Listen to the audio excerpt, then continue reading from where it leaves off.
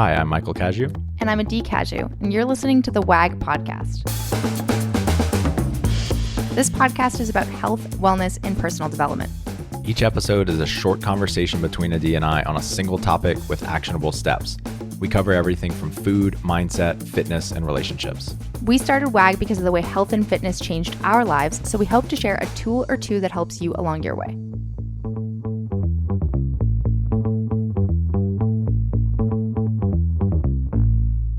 What's up? Hey. Welcome back, guys. Thanks for joining us today.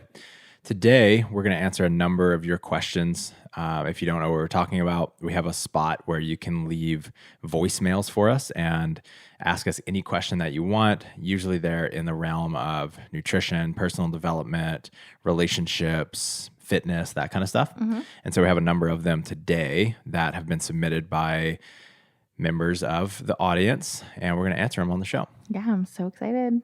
Before we get into that, if you haven't done so already, we would really appreciate it if you would leave a review, take some time to leave a review for us on iTunes or Spotify or wherever you listen to these. And if you really love this show, one of the best ways that you can give back to us is just by sharing this with a friend. If you have a favorite episode or something that's had a big impact on you, share that with a friend, and that's a way that we can reach more people and have a bigger impact with this podcast. Yeah, we really appreciate it. Anything else? Oh, if you want to leave a voicemail for us, if you want one of your questions asked on the show, answer on the show, then you can go to workingagainstgravity.com/podcast, scroll down to the start recording button, and leave us a nice, concise message. Give us your name, where you're from, and try to be in a quiet place, and then we'll answer it on the show. Yeah. All right, let's get into this. So we're going to play the first one, and then we'll answer it.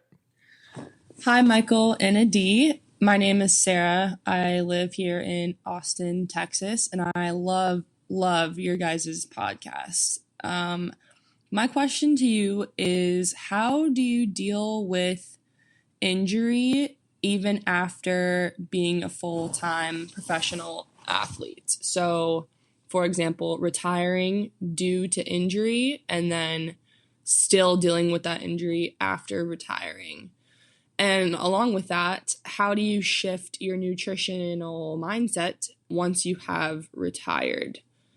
Hey, Sarah. First off, thank you so much for calling in. This is a great question, and something that I think probably every single person will deal with on some level at some point. Whether or not it's injury that takes them out, something, maybe it's just time, will probably take them out of competing at a high level. Or competing in general. And with that comes an identity change. And Adee and I have both experienced that. I experienced literally what you're talking about. I stopped competing in CrossFit due to a lower back injury, and I had to get surgery. And it was really, really challenging. So this is a great question.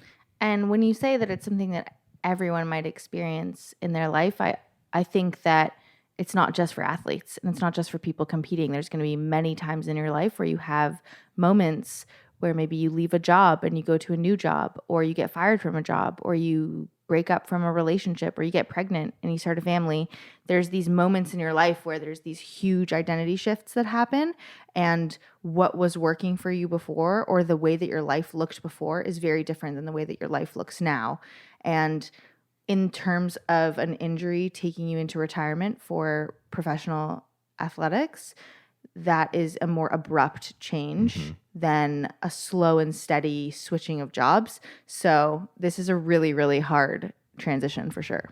So what to do with the injury, especially if it's continuing after you've retired? Number one is continue, even though there are certain, let's say you injured your shoulder. Obviously, you don't want to go into the gym and do a bunch of shoulder press and things that are going to exacerbate or prolong the injury. But there are a lot of things that you probably can be doing in the gym. And so one of the things that can really help is to just figure out other things to do in the gym and to continue spending, if not the same amount, then a significant percentage of what you were spending in the gym before. And if you're in the gym, it doesn't necessarily have to be for exercise. So it could be just spending that amount of time dedicated to your fitness because it was a huge and important piece of your life. Maybe that's for rehab or for physical therapy. I highly recommend anyone listening going through an injury to take your rehabilitation seriously. It's those moments of where the exercises are mundane and they're boring. And one of my old coaches, Travis Mash, used to always talk about the greatest in the world, or the greatest people in life master the mundane. And I have always loved that because, especially if you're younger, you don't think of the real repercussions of not healing an injury as the way that it should be healed, and you regret it, 10, 15 years down the line when it starts flaring up again. So I highly recommend taking that rehabilitation seriously, getting support and help, and spending the time to really do it, even though it might be super boring. I know you did that with your back injury. Yes, big time. And with that, Adee already mentioned, or one of us mentioned, that with this comes a big shift in identity. Like we've gotten a lot of, and I'm sure you can relate to this, Sarah, we've gotten a lot of our sense of validation and how we are perceived by others by being an athlete and being thought of as an athlete. And when that is gone, we have this tendency to feel like, okay, who am I now? And that can be as simple as it is to say, that can be one of the most challenging things for us in our entire lives, is this shift of identity or loss of identity. And so I really encourage you during this time to be patient with yourself. Don't rush into finding that next identity. One habit, one pattern that I've had in my life is intensely resisting the ending of one chapter. Like when I got injured, I got legitimately depressed for a couple months because I was holding on so hard to this identity of being an athlete. And I didn't get over that hump until I found like a new obsession, which for me was to get into coaching. And it's worked out okay for me in my life. And I think I could save myself a lot of heartache if I would just be okay in that unknown and realize that I am so much more than just I'm so much more than just an athlete, right? I'm a brother, a son, a friend, a student, like so many things. And I'm also more than just my labels, which is a whole other conversation. But try to be okay in the unknown, and really be compassionate with yourself as you're like figuring out your next moves in life. Yeah. I have a couple athletes that I work with on their nutrition right now that have decided to stop competing as a CrossFit Games individual athlete, and they're going through, it wasn't necessarily due to an injury, but right now it's been almost a year since the last CrossFit Games, and they're still having these moments of, I don't know if I'm motivated to work out, or I'm not sure what to do. And they're planting things in the garden, or they're trying to get into running, or trying to do all these different things. And it's okay to be trying to do a bunch of different things and exploring and figuring things out, and knowing that right now you just don't have to have the answers. And it's actually okay to be stumbling a little bit. Like maybe you're sleeping in later than you would normally, or you want to, because you don't have training to wake up for. And all of that is okay. And just, I would highly encourage anybody going through something like this to give yourself permission to be a little less than perfect. Especially if what you're coming from was more rigid, more scheduled, it's going to take some time to figure out what you want to do. Especially if you were so focused on one thing for a really long time. That's great advice. So what about nutrition? With nutrition, it is very similar in the sense that this is now a big change, meaning you're probably not going to have the same motivations to eat the way that you did. So meaning maybe you were a high level athlete and you were eating very, very strict on the types of foods that you were eating, and you were not drinking alcohol, or you were not having sweets or things that would be, you were just a lot more dialed in terms of what it is that you were eating, and very precise with times of eating. Who knows what it was. You probably were also eating a lot more than you want to eat now in order to maintain the body composition that you want, or the body weight that you're looking for. So there's going to be a lot of changes that are happening.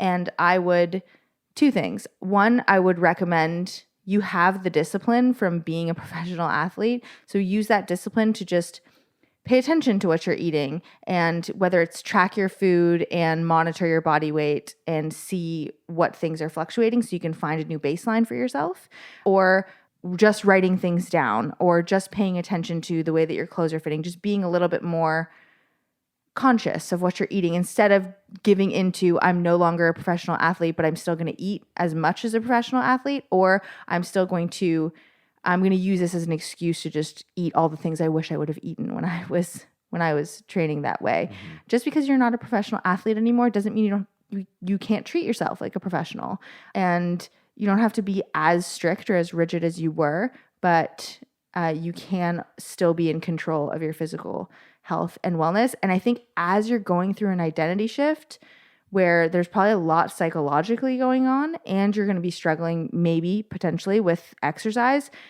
being in control of your nutrition can really help you mitigate any of the stress that comes from those other things. So it's at least one thing that you can be in control of. It's one thing that really affects the way that you feel physiologically. It affects the way that you look. It affects the way that you present yourself to others. So I would definitely monitor as many things as possible as you feel comfortable doing, and also giving yourself some grace.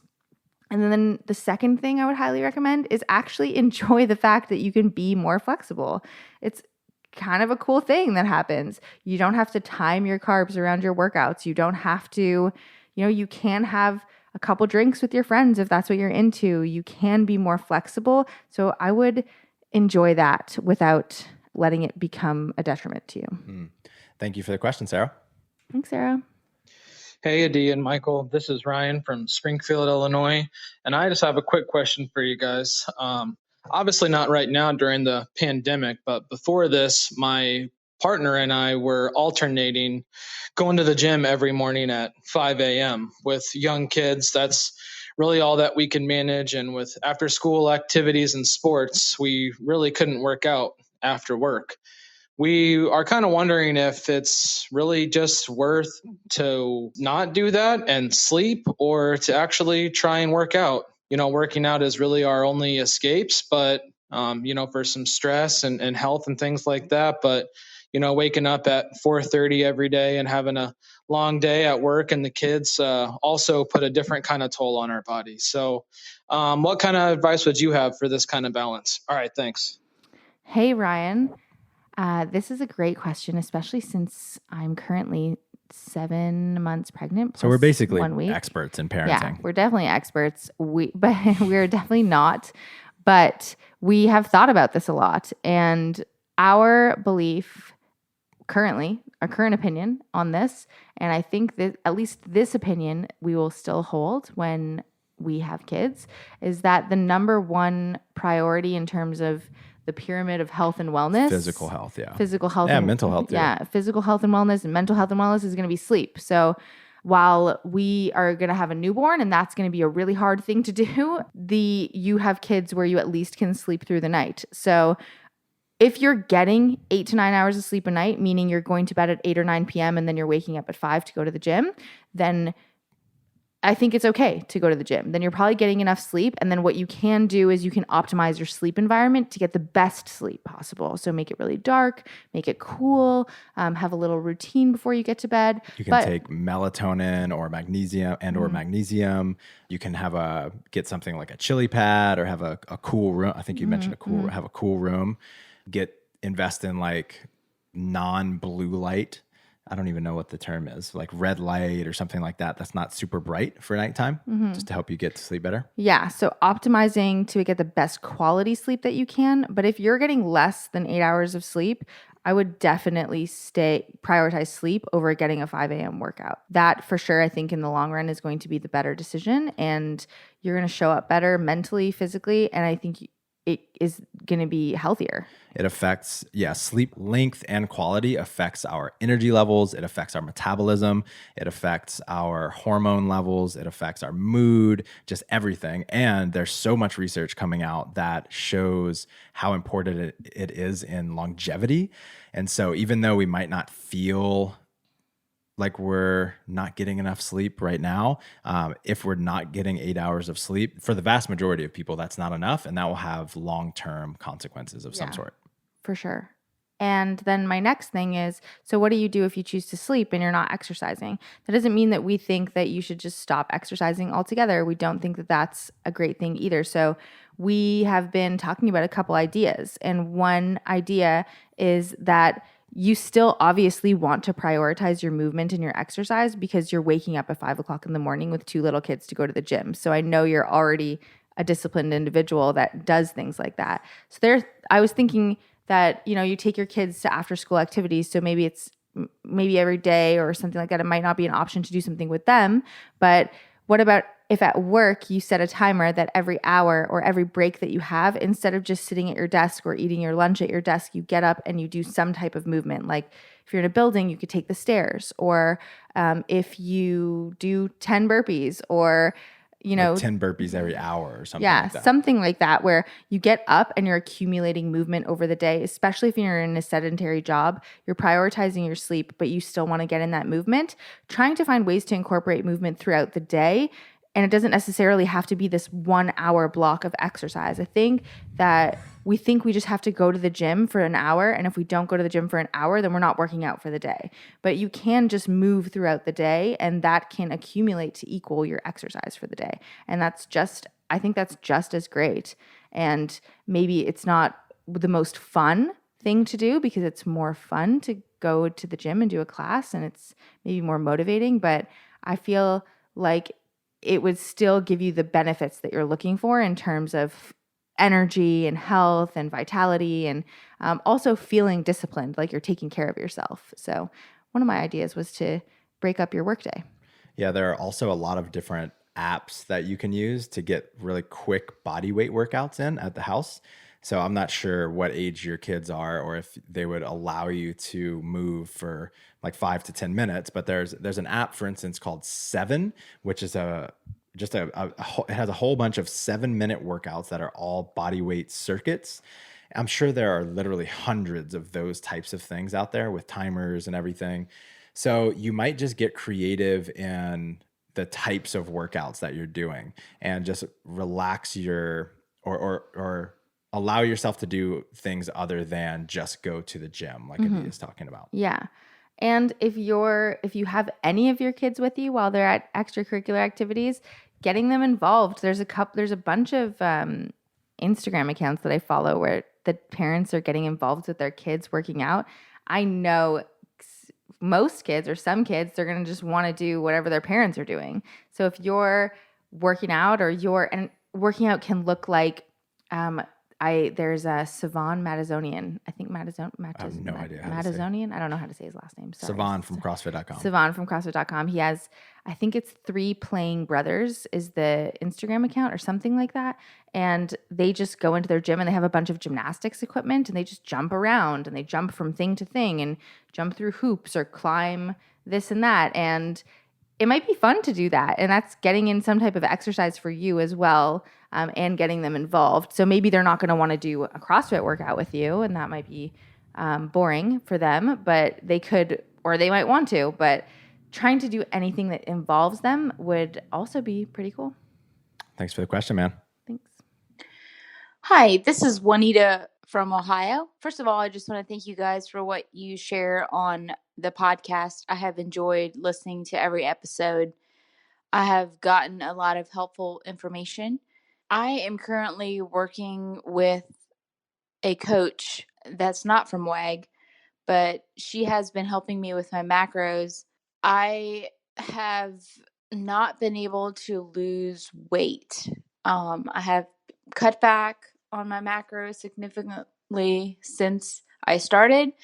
She has helped me immensely with just taking my eyes off the scale, not focusing on losing weight, but measuring my success by how I feel, how I look, how I measure, how my PRs in the gym have gone up since I started.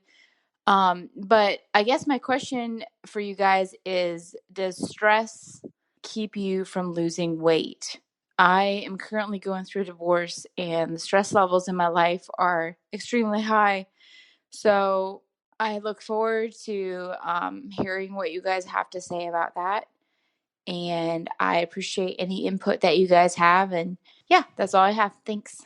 Thank you, Juanita. First off, we're so sorry to hear about your divorce. That is never a real positive thing to hear. So thank you for your vulnerability and for sharing that with us. Can stress make it harder to lose weight, or can it affect weight loss? Absolutely, it can. To make a really complex topic really simple, it affects first and foremost your hormones and your internal environment. And it can make it to where no matter how dialed in, even if your nutrition and exercise are completely dialed in, it can really stall your progress, or sometimes it can even prevent you from making progress at all and make you take steps back. And psychological stress is kind of similar to physical stress in the body in a lot of ways. So your body can be thinking that it needs to fight or flight, and therefore it's holding on to the resources that it needs. I've definitely seen people being in stressful situations just not understand.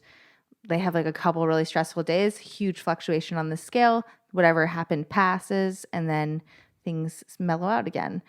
So definitely a super complex thing that we can't talk about within the next 2 minutes, but it definitely can be affecting your weight loss. I do also want to say that it isn't necessarily the answer, meaning if I get a hold of my stress, I therefore will lose the weight that I'm looking to lose. So I don't want to say that like that is the reason why what's going on with you is going on with you. One thing stress can also affect is your quality of sleep, how long you're sleeping, your ability to sleep. Sleep is also a huge thing that can make weight loss more difficult. So that's something to look into as well. Cool. And then there's so many secondary side effects that happen from being stressed. So if you do get stressed, a lot of the other things around it are going to get, if you manage your stress, a lot of the other things around it are going to get a lot easier, meaning your sleep might get a lot better. Or a lot of times when we're stressed, we eat to cope with the emotions of being stressed. And even maybe you're eating different things that you would normally be eating that are more comforting, and that's maybe not like the best that your body reacts to the best. You might be eating less some days because you're just too stressed to eat. So then you eat more the next day. It might be adding stress to you to track your food so diligently. And you're already going through a stressful time, so it's adding stress. And maybe that's causing you to be a little bit more lax or a little bit more flexible on a couple things. But no matter what is inhibiting you from losing weight, and I love that your coach is helping you feel better about just not focusing on the scale and noticing your measures of progress in other ways. No matter what, you're going through a really stressful time, and a divorce is a really hard thing to go through no matter how you spin it. Even if it's a positive thing in the end, just the being in the throes of it is really hard. So I love that your coach is already helping you be a little bit more compassionate with yourself and find other ways to measure progress. And this is a great time to try and focus on how can I manage my stress? What can I focus on that can, keep me present? So stress is generally coming from some place of wishing something was different, or worrying about the future, or worrying about the past, or dwelling instead of just being here right now. And as many times as you possibly can, if you can just take a moment and think, I'm okay right now, and sitting where you are right now, take a deep breath and know that you're okay, and working on just being present can help you far beyond just weight loss. It can help you in so many different ways. And that's something that I would lean into right now. Amen. Thanks again, Juanita. Appreciate it. Thanks. And thank you, listeners, for joining us today. If you want one of your questions answered on the show, remember you can go to the website and leave us a quick message, and we'll answer it right here. Thanks, guys. Later.